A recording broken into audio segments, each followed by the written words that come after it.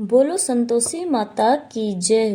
प्रिय भक्तजनों, आज की इस वीडियो में आपका हार्दिक स्वागत है। आज हम आपके लिए लेकर आए हैं संतोषी माता के व्रत की कथा, जो इस प्रकार है। बोली संतोषी माता की जय। एक बुढ़िया थी, उसके 7 बेटे थे, 6 कमाने वाले थे, एक निकम्मा था। बुढ़िया माँ 6 पुत्रों की रसोई बनाती, भोजन करवाती और पीछे से जो कुछ बचता वो 7वें को दे देती थी। परंतु वह बड़ा भोला भाला था, मन में कुछ विचार नहीं करता था। एक दिन वह अपनी बहू से बोला, देखो मेरी माता का मुझ पर कितना प्रेम है। वह बोली, हाँ हाँ क्यों नहीं, सबका बुचा कुचा झूठा तुमको खिलाती है।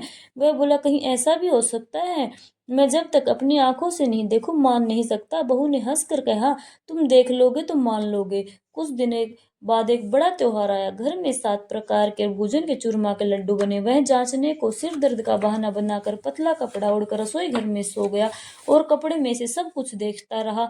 6 भाई भोजन करने आए। उसने देखा माँ ने उनके लिए सुंदर सुंदर आसन बिछाए हैं, 7 प्रकार की रसोई परोसी है। वह आग्रह करके उन्हें जिमाती रही। वह देखता रहा। 6 भाई भोजन करके उठे। तब माँ ने उनकी जूठी थालियों में से लड्डुओं के टुकड़ों को उठाया और एक लड्डू बनाया। जूठन साफ कर बुढ़िया माँ ने पुकारा, उठ बेटा, 6 भाई भोजन कर गए हैं, अब तू ही बाकी है, कब खाएगा। वह कहने लगा, माँ मुझे भोजन नहीं करना है, मैं परदेश जा रहा हूँ। माता ने कहा, कल जाता हो तो आज ही चला जा, मैं तुझे रोकूंगी नहीं। वह बोला, हाँ हाँ आज ही जा रहा हूँ माँ। यह कहकर वह घर से निकल दिया। चलते समय उसको बहू की याद आई, जो गौशाला में गोबर के कंडे थाप रही थी। वह जाकर उसको बोला, हम जावे परदेश को, आवेंगे कुछ काल, तुम रहियो संतोष से, धर्म आपनो पाल। वह बोली, जाओ पिया आनंद से, हमरो सो छटाए, राम भरोसे हम रहे, ईश्वर तुम्हें सहाय, दे निशानी आपनी, देख दरियो मंदिर, सुधी हमारी मत बिसारियो, रखियो मन गंभीर। वह बोला, मेरे पास क्या है, यह अंगूठी है सो ले लो और अपनी कुछ निशानी मुझे दे दो। वह बोली, मेरे पास क्या है, यह गोबर भरा हाथ है। यह कहकर उसकी पीठ पर गोबर की थाप मार दी और चल दिया। चलते चलते दूर देश में पहुंचा। वहां पर एक साहूकार की दुकान थी। वहां जाकर बोला, सेठ जी मुझे नौकरी पर रख लो। साहूकार को जरूरत थी। साहूकार ने कहा, काम देख कर दाम मिलेंगे। साहूकार को यहाँ नौकरी करने लगा। अब सवेरे 7 बजे से रात तक नौकरी करने लगा। कुछ दिनों में दुकान का सारा लेन देन, हिसाब किताब, ग्राहकों का माल बेचना, सारा काम करने लग गया। साहूकार के 7-8 नौकर थे, वे सब चक्कर खाने लगे। ये तो बहुत होशियार बन गया है। सेठ ने भी काम देखा और 3 महीने में उसे आधे मुनाफे का साझेदार भी बना दिया। 12 वर्ष में वह नामी सेठ बन गया और मालिक सारा कारोबार उस पर छोड़कर बाहर चला गया। अब इधर बहू पर क्या बीती सो सुनो। सासू ससुर उसे दुख देने लगे, सारी गृहस्थी का काम करा के उसे लकड़ी लेने जंगल में भेज देते। इस बीच घर की रोटियों के आटे से जो भूसी निकलती उसकी रोटी बनाकर रख दी जाती थी और फूटे नारियल की नरेली में पानी दिया जाता। इस तरह दिन बीतते रहे। एक दिन वह लकड़ी लेने जा रही थी कि रास्ते में बहुत सी स्त्रियां संतोषी माता का व्रत करती दिखाई दी। वहां खड़ी होकर कहने लगी, बहनों तुम किस देवता का व्रत करती हो, इसके करने से क्या पुण्य होता है, इस व्रत की यदि विधि समझाओगी तो मैं तुम्हारा बड़ा एहसान मानूंगी। तब उनमें से एक स्त्री बोली, सुनो, यह संतोषी माता का व्रत है, इसके करने से निर्धनता दरिद्रता का नाश होता है, लक्ष्मी जी आती हैं, मन की चिंताएं दूर होती हैं और घर में सुख शांति होने से मन को प्रसन्नता और शांति भी मिलती है। निपुत्र को पुत्र मिलता है, पति बाहर गया हो तो जल्दी आवे और कुंवारी कन्या को मन चाहा वर मिलता है। राजद्वार में बहुत दिनों से मुकदमा चलता हो तो खत्म हो जाता है, कलह क्लेश दूर हो, सुख शांति हो, घर में धन जमा होता है, पैसा जायदाद का लाभ होता है तथा जो भी कुछ मनोकामना होती है सब संतोषी माता की कृपा से पूर्ण हो जाती है, इसमें कोई संदेह नहीं।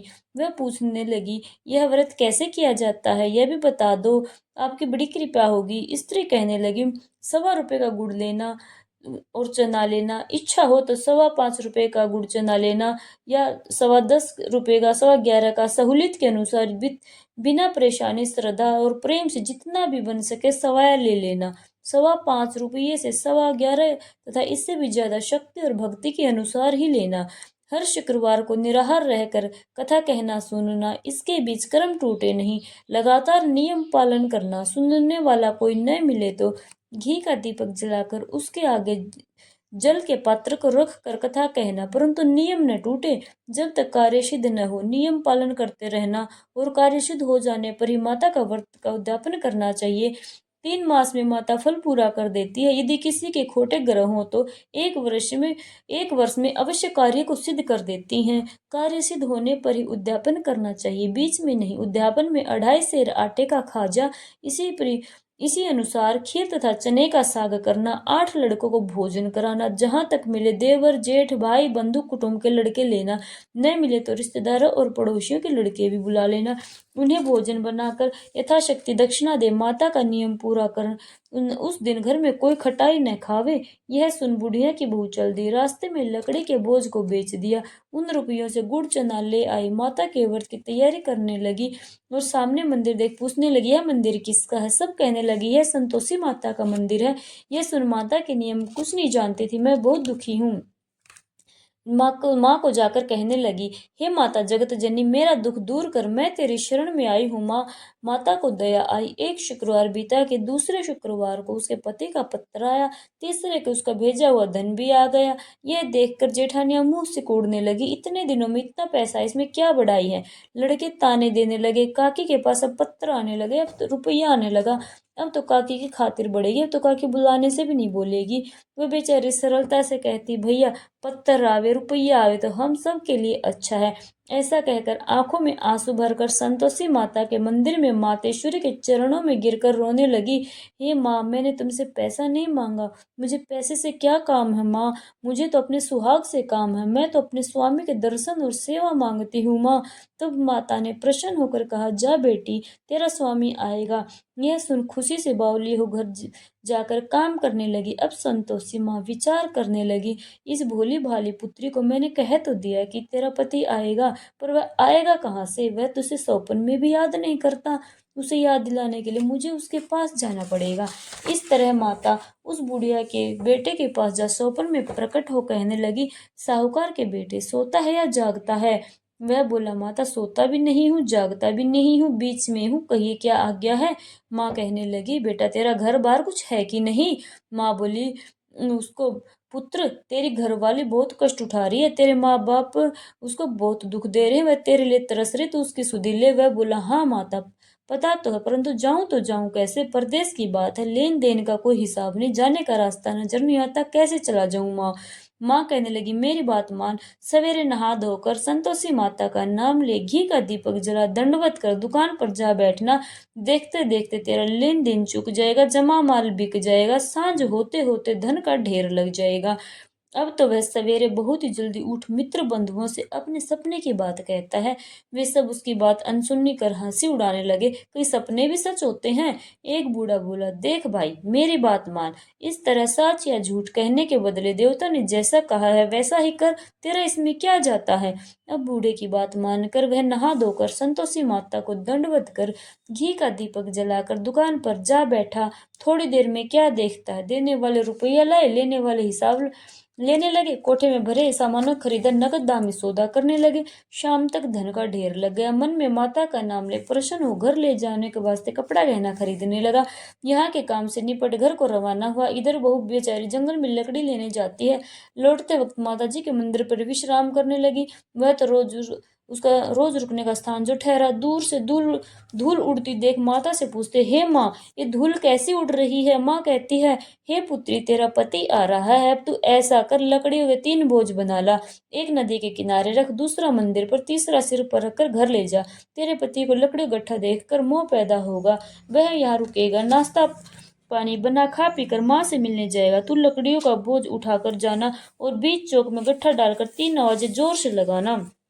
लो सासू जी, लकड़ी को गट्ठा लो, भूसी की रोटी दो, नारियल के खोपड़ी में पानी दो, आज मेहमान कौन आया है?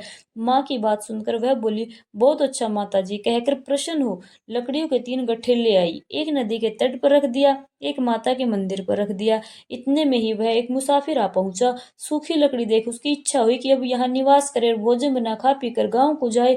इस प्रकार भोजन बना विश्राम ले गांव को गया। उसी समय बहू सिर पर लकड़ियों का गट्ठा लिए आती है, उसे आंगन में डालकर जोर से 3 आवाजें लगाती है। लो सासू जी, लकड़ियों का गट्ठा लो, भूसी की रोटी दो, नारियल के खोपड़ी में पानी दो, आज मेहमान कौन आया है। यह सुनकर उसकी सास अपने दिए हुए कष्टों को भुलाने हेतु कहती हो, बहू ऐसा क्यों कहती हो, तेरा मालिक ही तो आया है, आ बैठ, मीठा भात खा, भोजन कर, कपड़े गहने पहन। इतने में आवाज सुनकर उसका स्वामी बाहर आता है और अंगूठी देख व्याकुल हो माँ से पूछता है, माँ यह कौन है। माँ कहती है, बेटा तेरी बहू है, आज 12 वर्ष हो गए हैं जब से तू गया है, तब से सारे गांव में जानवर की तरह भटकती फिरती है, काम काज कुछ करती नहीं, चार समाकर खा जाती है, अब तुझे देखकर भूसी की रोटी और नारियल के खोपड़ी में पानी मांग रही है। वह लज्जित हो बोला, ठीक है माँ, मैंने इसे भी देखा है और तुम्हें भी देखा है, अब मुझे दूसरे घर की ताली दे दो, मैं तो उसमें रहूंगा। माँ बोली, ठीक है बेटा, जैसी तेरी मर्जी। यह कहकर माँ ने चाबी का गुच्छा पटक दिया। उसने ताली का गुच्छा लेकर दूसरे कमरे में खोलकर सारा सामान जमाया। एक दिन में ही वहां राजा के महल जैसे ठाठ बाट बन गया। अब क्या था, वह सुखपूर्वक रहने लगे। तत्पश्चात अगला शुक्रवार आया। उसने अपने पति से कहा, मुझे माता का उद्यापन करना है। उसका पति बोला, बहुत अच्छा, खुशी से करो। तुरंत ही उद्यापन की तैयारी करने लगी। जेठ के लड़के को भोजन के लिए कहने लगी। जेठानी ने मंजूर तो किया, परंतु पीछे से अपने बच्चों को सिखाती है, देखो रे, भोजन के समय सब लोग खटाई मांगना, जिससे उसका उद्यापन पूरा न हो। लड़के जीमने आए, खीर पेट भर खाए, परंतु याद आते ही कहने लगे, हमें कुछ खटाई खाने को दो। खीर पूरी आदि नहीं बाता देखकर अरुचि होती है। लड़के उठ खड़े हुए, बोले, पैसे लाओ। भोले बहू को कुछ पता नहीं था, उन्हें पैसे दे दिए। लड़के उसी समय लाकर इमली ला खाने लगे। यह देखकर बहू पर माता जी ने कोप किया। राजा के दूत उसके पति को पकड़कर ले गए। जेठ जेठानी मन माने खोटे वचन कहने लगे। लूट लूट कर धन इकट्ठा करके लाया था, सो राजा के दूत उसे पकड़ कर ले गए। अब सब पता चलेगा जब बंदी गृह में रहना पड़ेगा और राजा ही सारा धन छीन लेगा। बहू से यह वचन सहन न हुए, वह रोती रोती माता के मंदिर में गई और कहने लगी, हे माँ, तूने क्या किया, हंसाकर क्यों रुलाने लगी। माँ बोली, पुत्री, तूने उद्यापन करके मेरा व्रत भंग किया है, इतनी जल्दी सब बातें भुला दी। वह कहने लगी, हे माँ, भूली तो नहीं हूँ, ना ही कोई अपराध किया है, मुझे तो लड़कों ने भूल में डाल दिया। हे संतोषी माता, मैंने भूल से उन्हें पैसे दे दिए, मुझे क्षमा करो माँ। माँ बोली, कहीं ऐसी भी भूल होती है। वह बोली, माँ अब भूल नहीं होगी माँ, वे बताओ कैसे आवेंगे। माँ बोली, पुत्री, जा, तेरा पति तुझे रास्ते में आता हुआ मिलेगा। वह गई, घर रास्ते में पति आता हुआ मिला। उसने पूछा, तुम कहाँ गए थे। वह कहने लगा, इतना धन जो कमाया था उसका टैक्स राजा ने मांगा था, वह भरने गया था। वह प्रसन्न हो बोली, भला हुआ, अब घर को चलो। कुछ दिन बाद फिर शुक्रवार आया। वह बोली, मुझे माता का उद्यापन करना है। पति ने कहा, करो। वह फिर जेठ के लड़कों से भोजन के लिए कहने लगी। जेठानी ने एक दो बात सुनाई और लड़कों को फिर से सिखा दिया कि तुम लोग पहले ही खटाई मांग लेना ताकि उसका उद्यापन दोबारा पूरा ना हो। लड़के आए, खाना खाने से पहले ही कहने लगे, हमें खीर पूरी नहीं भाती, देखकर बहुत अरुचि होती है, जी बिगड़ता, कुछ खटाई खाने को दे दो। बहू बोली, खटाई खाने को किसी को नहीं दी जाएगी, यह संतोषी माता का प्रसाद है, खाना है तो खाओ। लड़के नहीं माने तो बहू ने उन लड़कों को भगा दिया और यह कहकर ब्राह्मण के लड़कों को बुलाकर भोजन कराने लगी। यथाशक्ति दक्षिणा की जगह एक एक फल उन्हें खाने को दिया। इससे संतोषी माता प्रसन्न हुई। माता की कृपा होते ही 9वें महीने उसको चंद्रमा के समान सुंदर पुत्र प्राप्त हुआ। पुत्र को लेकर प्रतिदिन माता जी के मंदिर में जाने लगी। माँ ने सोचे, यह रोज आती है, आज क्यों न मैं इसके घर चलूं, इसका आसरा देखूं तो सही। यह विचार कर माता ने भयानक रूप बनाया। गुड़ और चने से सना मुख, ऊपर से सूंड के समान होठ, उस पर मक्खियां भिन भिना रही थी। दहलीज में पांव रखते उसकी सास चिल्लाई, देखो रे, कोई चुड़ैल डाकिन चली आ रही है, लड़को भगाओ इसे, नहीं तो किसी को खा जाएगी। लड़के डरने लगे, चिल्लाकर खिड़की दरवाजे बंद करने लगे। बहू रोशनदान में से सब कुछ देख रही थी। प्रसन्नता से पगली होकर कहने लगी, चिल्लाने लगी, आज मेरी माता जी मेरे घर आई हैं। यह कहकर बच्चे को दूध पीने से हटाती है। इतने में सास का क्रोध फूट पड़ा। बोली, मेरी बहू इसको देखकर कैसी उतावली हुई, जो बच्चे को तो पटक दिया। इतने में माँ के प्रताप से जहां देखो वहां लड़के ही लड़के नजर आने लगे। बहू बोली, माँ जी, मैं जिनका व्रत करते हूँ ये वही संतोषी माता है। और इतना कहकर झट से सारे घर के किवाड़ खोल दिए। सबने माता के चरण पकड़ लिए और विनती कर कहने लगे, हे माता, हम अज्ञानी हैं, हम मूर्ख हैं, हम पापी हैं, हम तुम्हारे व्रत की विधि नहीं जानते, तुम्हारा व्रत भंग कर हमने बहुत बड़ा अपराध किया है। हे संतोषी माता, आप हमारे अपराध को क्षमा करो। इस प्रकार माता प्रसन्न हुई। माता की कृपा से जैसे बहू को फल मिला वैसा ही सबको देना। हे माँ, जो यह कथा पढ़े या सुने उसका मनोरथ पूर्ण हो। बोलो संतोषी माता की जय हो। अब करेंगे संतोषी माता की आरती। जय संतोषी माता मैया, जय संतोषी माता, अपने सेवक जन को सुख संपत्ति दाता। जय संतोषी माता, सुंदर चीर सुनहरी माँ धारण किन्हो, हीरा पन्ना दम के तन श्रृंगार लीन्हो। जय संतोषी माता, गेरू लाल छटा छवि बदन कमल सोहे, मंद हसत करुणा मैत्री भुवन जन मोहे। जय संतोषी माता, स्वर्ण सिंहासन बैठी चंवर ढूरे प्यारे, धूप दीप मधुमेवा भोग धरे न्यारे।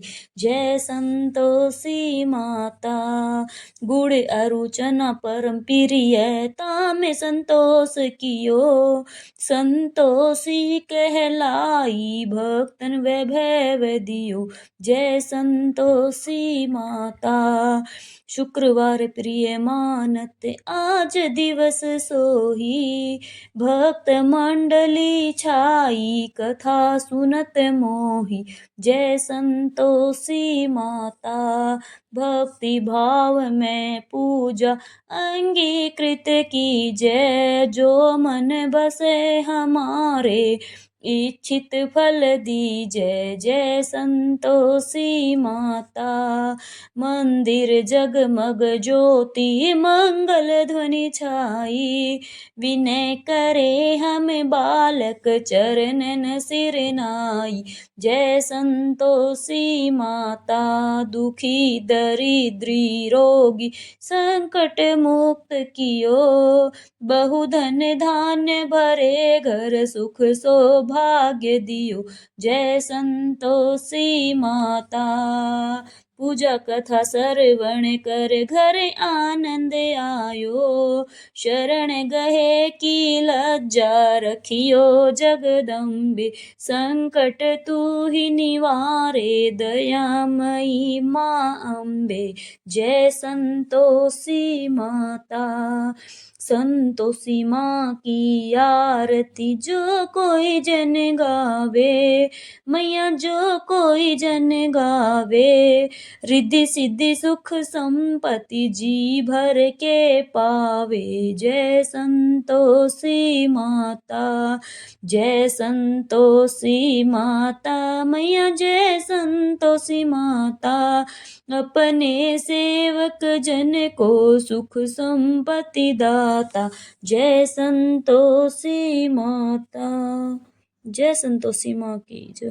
प्रिय भक्तजनों, इस व्रत में का विशेष नियम है कि इसमें खटाई का बिल्कुल सेवन नहीं किया जाता, ना ही खटाई को छुआ जाता। आप भी ध्यान रखिएगा। जय संतोषी माँ।